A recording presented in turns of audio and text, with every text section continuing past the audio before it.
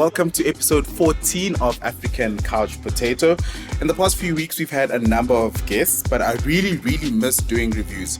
And I thought because there's too many things to review, I'm just going to give you guys in this episode the 50 South African productions that you have never heard of. So basically what today's episode is about is I'm a big fan of South African culture, especially film and television, Africa as a continent as a whole. But there's things that happen that we don't really hear about. And I don't know if it's due to marketing or if it's due to our algorithms that are set up on Netflix. But I wanted to take you through 50 productions that you have never heard of. And I swear you've never heard of them.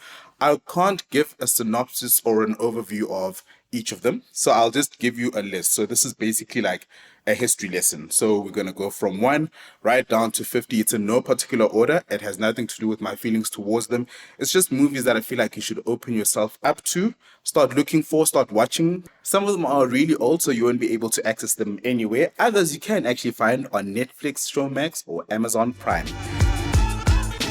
Getting straight into it. Number 1 is Mia and the White Lion. What happens in Mia and the White Lion? It's a 2018 film. A family moves from London to South Africa to take care of a lion farm, and then a white lion cub is born, and then it's a friendship between Mia and this white lion, hence it's called Mia and the White Lion. Number 2 is Tremors 5, Bloodlines. The only good thing about this 2015 film is Pearl Tusi. It's basically Alien Predator meets Jurassic Park, all set in South Africa. So they're fighting big creatures, lots of guns, lots of actions. Number 3 is The Color of Friendship, which is a 2001. As the name suggests, it's about a white South African girl who becomes best friends with an African American who lives in Washington. And it's about their friendship against the backdrop of apartheid. Number 4 is Poena, is Koning. So Koning is Afrikaans for king. Poena, I don't even want to know what that means, but it's basically a rising star or a star that thinks it's going to rise, and it's all his misadventures, his sexual misconduct, and basically sex, drugs, and rock and roll, but in Afrikaans. You can't find the original Poena is Koning anywhere, but you can find Poena, which is a remake, and that one is on Showmax. Number 5 is Storm Riders, the story of Racheltjie, which is on Netflix. Number 6 is Flatland, also on Netflix. Number 7 is called 204, Getting Away with Murder, which is on Showmax. And it's a 2014 film. It's about Brett Kibble. So Brett Kibble was this mining magnate who had lots of money. He was a millionaire. And then he mysteriously gets shot outside his home in Melrose. The reason I'm saying he mysteriously gets shot is because to this day, they haven't solved that case. You can find that, I think, as mentioned, on Showmax. Number 8 is Max and Mona. Look for 2004. So with these films, if you look for Max and Mona, you might find like a designer label for kids. So it's important to either say Max and Mona film or Max and Mona 2004 to make sure that you're watching or you're accessing at least the right film.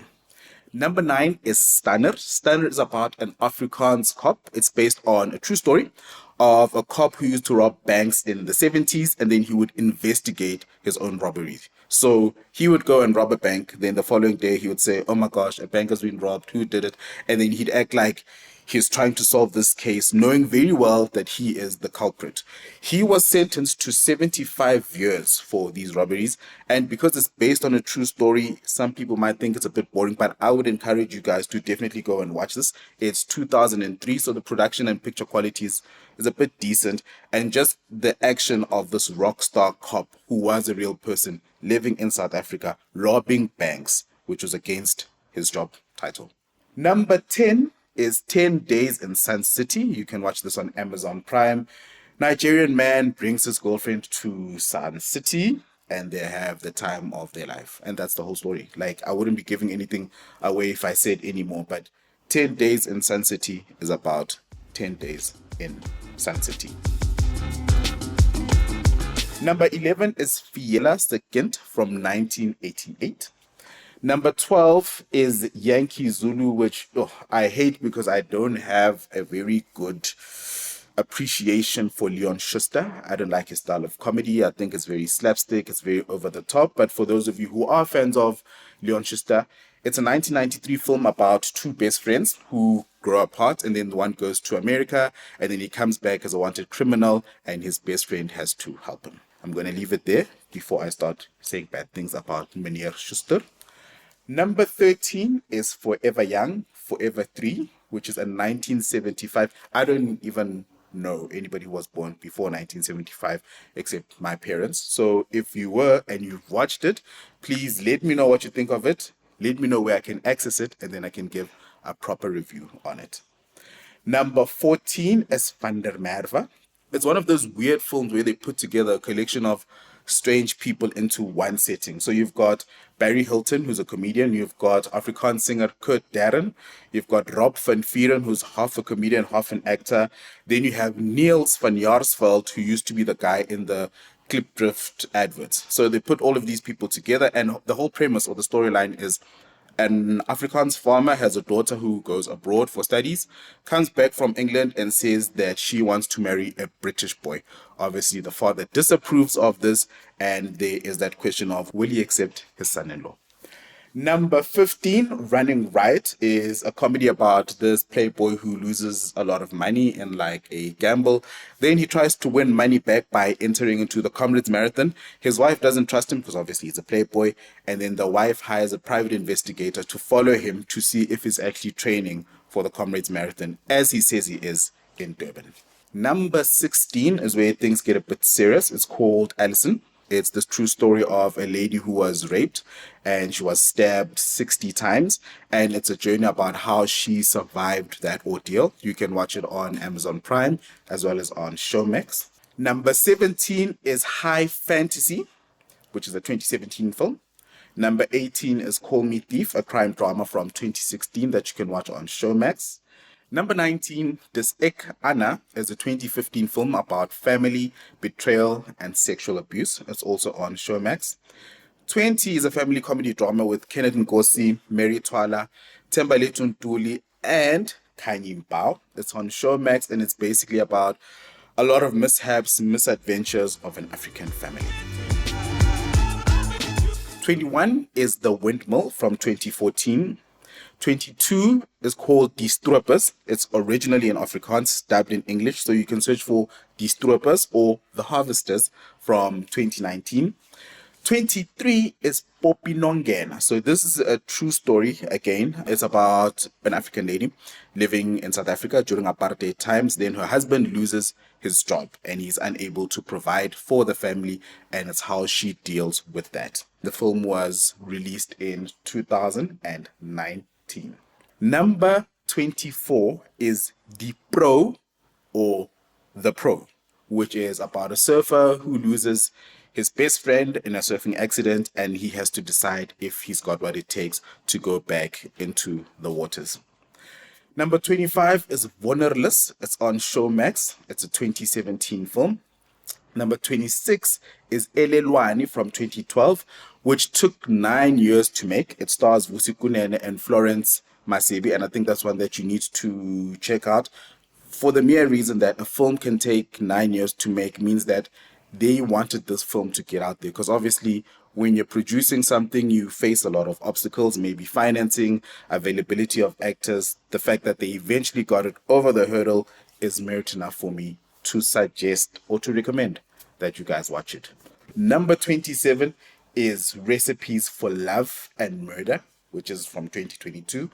Number 28 is called Slumber Party Massacre. So there is an original Slumber Party Massacre which was done in 1982. So what we've done is that we've adapted it, and this one was shot fully in Stellenbosch and released in 2021 under the same name.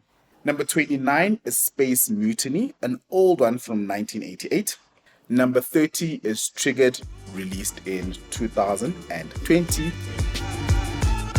Just a reminder, I'm counting 50 South African productions that you have never heard of. Jumping straight back into it. 31 is The World Unseen. 32 is The Naked Prey from 1965. And it's about a lady who is out in the bushes and she starts feeling that she is hunted, but she doesn't know if it's by a pack of animals or if it's by people. 33 is Project Dina or Project Dina. 34 is Hunting Emma. Hunting Emma is similar to the one I just mentioned now, where there is a lady, they kill her family while she's on a ranch or on a lodge.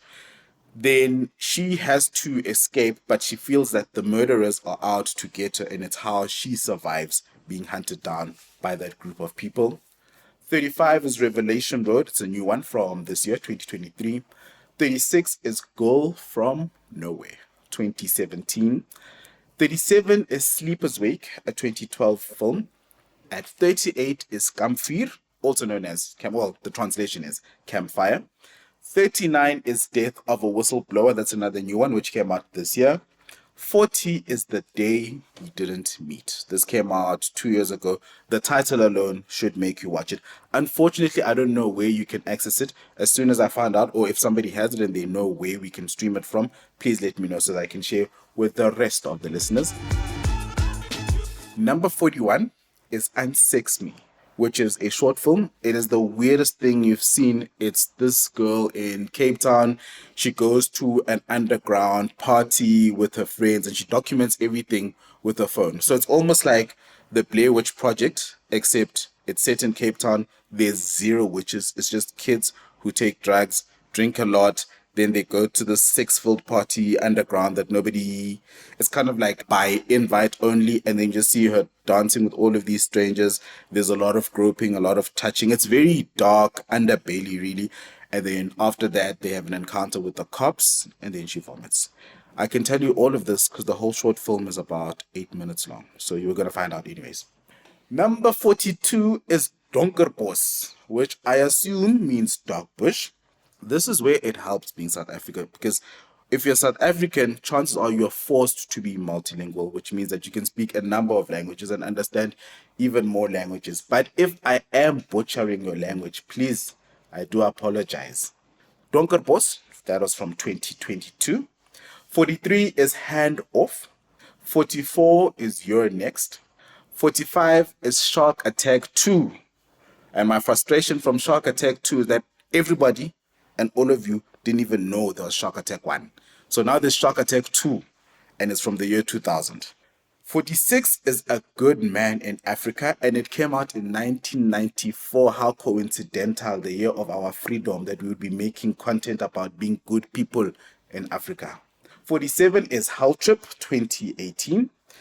48 has a very tricky name. They should have shortened it. It's called This Is Not a Burial, It's a Resurrection. It's from 2019. The second last one on the list is Model, which is from 2020. And to wrap up 50 South African films that you have never heard of is Shepherds and Butchers from 2016. I recommend highly that, one, you try find all of them. That would help. Secondly, you watch some of them. Thirdly, recommend or ask me to review any of these ones. I've got a few that are my favorite already. Like I mentioned, there was one called The Day We Didn't Meet. So I want to review that just on the title alone. And if you know of any other films that you're convinced that nobody has heard of, you know, when you have like a party or a baby shower and you're asking people, oh, have you watched Fatal Seduction? And they're like, oh no, what's that? That's the kind of content that I'm looking for so that I can get back into reviews. For those of you who want the whole list, or if you're struggling to keep up, we will post all 50 of these on the show notes. So you can just click on description and it'll give you the whole 50. And even if you just need it as a reminder, maybe you've forgotten some of the things that I've said, it will be there so that it's in black and white and it lives on forever and ever and ever and ever and ever. And you can watch.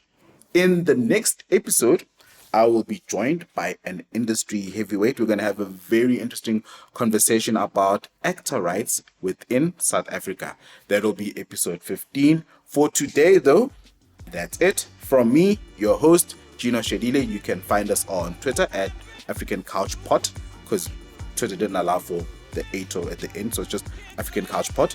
Instagram, African Couch Potato. We're not on Facebook. We will be on Facebook soon. And we are back on TikTok as African Couch Potato. Until next time, when I'm with a guest, it's goodbye from me.